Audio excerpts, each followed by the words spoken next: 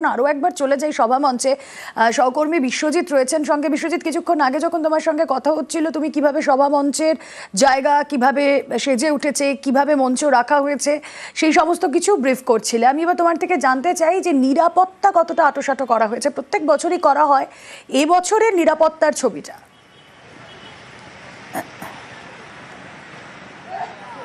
দেখো, মূলত যে মঞ্চ রয়েছে, মূল মঞ্চের আশেপাশে নিরাপত্তা কেমন রয়েছে তা খতিয়ে দেখতেই আজ সকালবেলা থেকেই ডাইরেক্টর অফ সিকিউরিটি, তাদের পুলিশ কর্মীরা, পুলিশ আধিকারিকরা তারা এসেছিলেন, সঙ্গে পুলিশ কুকুর ছিল এবং নিরাপত্তাজনিত যে সমস্ত বিষয়গুলো দেখতে হয় তার জন্য প্রয়োজনীয় তারা ইকুইপমেন্টস নিয়ে এসেছিলেন।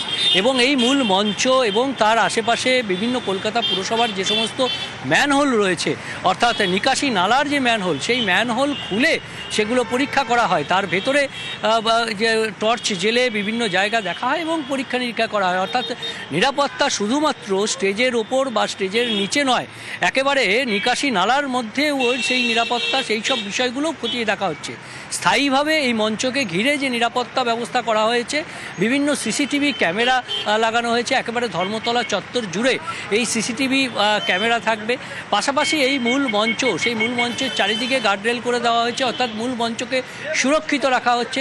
এবং এই মূল মঞ্চের চারিদিকেই বিভিন্ন লেয়ার, অর্থাৎ প্রাইমারি একটা লেয়ার থাকবে, সেটা একেবারে সিকিউরিটি, কড়া সিকিউরিটি থাকবে। সেখানে কারা এই মঞ্চে উঠতে পারবেন, কারা উঠতে পারবেন না, সেই সমস্ত তালিকা দেখেই তাদেরকে মঞ্চে উঠতে দেওয়া হবে।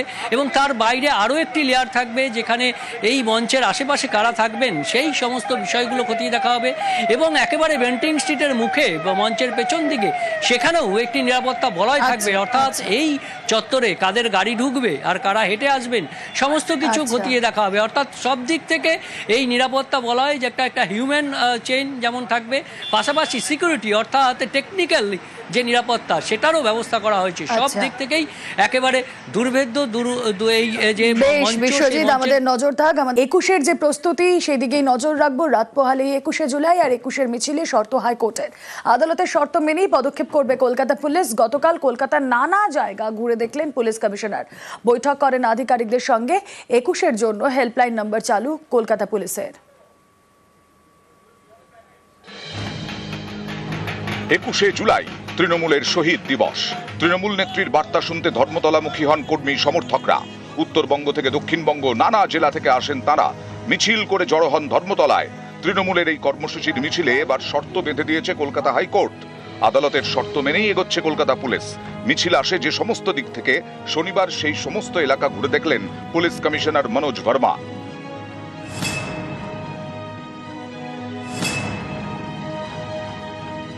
শনিবার সকালে 21শে জুলাইয়ের ট্রাফিক প্রস্তুতি খতিয়ে দেখতে পথে নামেন পুলিশ কমিশনার।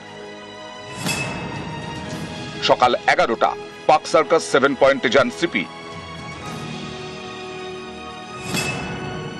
সকাল 11:30টা পুলিশ কমিশনার পৌঁছন পাটুলিতে। সেখানে গড়িয়া ট্রাফিক গার্ড আউটপোস্টে গিয়ে বারুইপুর পুলিশ আধিকারিকদের সঙ্গে বৈঠক করেন। দুপুর 1:45টা জোকায় সিপি। সেখানে ঠাকুরপুকুর ট্রাফিক গার্ডের 21-এর রুটম্যাপ নিয়ে বৈঠক। বর্ডারিং ডিস্ট্রিক্টে যেখানে ইন্টারসেকশন পয়েন্ট আছে, আশেপাশে যত পুলিশ ইউনিট আছে, ডিস্ট্রিক্ট কমিশনারেট, ওদের সঙ্গে একটা আলাদা মিটিংও হয়েছে। তো প্রস্তুতি আমাদের শেষের দিকে। মাননীয় হাইকোর্ট ক্যালকাটা যে অর্ডার দিয়েছেন সেটাও কমপ্লায়েন্স আমাদের টিম করে দেবে। 21শে জুলাই সকাল 8টা পর্যন্ত মিছিল করা যাবে। সকাল 9টা থেকে 11টা পর্যন্ত রাস্তা আটকে মিছিল করা যাবে না। হাইকোর্টমুখী রাস্তায় ট্রাফিক আটকানো যাবে না। ধর্মতলায় সভা মঞ্চের 5 কিলোমিটারের মধ্যে অফিসি যাতায়াতের রাস্তা খোলা রাখতে হবে। যথেষ্ট পুলিশ মোতায়েনের বিষয়টি নিশ্চিত করবেন কলকাতার পুলিশ কমিশনার।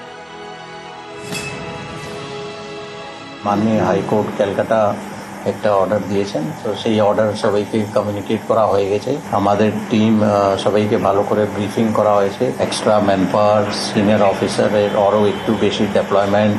এছাড়া একটা হেল্পলাইন নাম্বার আমরা দিয়েছি পাবলিকে, যাতে কোনো রকম কোনো ইনকনভিনিয়েন্স না হয়। কারো যদি হয় অফিস পৌঁছাতে বা অন্য জায়গায় যেতে অসুবিধা হয়, তাহলে টোল ফ্রি একটা নাম্বার আছে 1073। নিউজ 18 বাংলা।